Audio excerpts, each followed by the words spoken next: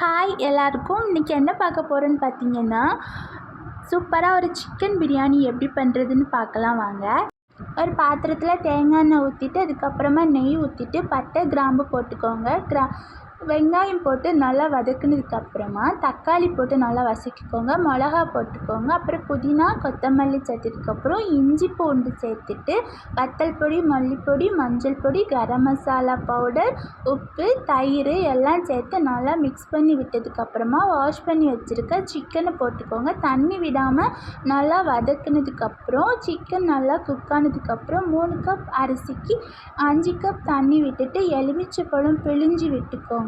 அதுக்கப்புறமா அரிசி போட்டு ஒரு கொதி வந்ததுக்கப்புறம் தண்ணி பாதி வற்றினதுக்கப்புறம் கொஞ்சம் நெய்யும் புதினா மல்லி எல்லாம் போட்டு மூடி வச்சு மேலே வெயிட் வச்சிங்க அப்படின்னா சூப்பரான சிக்கன் பிரியாணி ரெடி.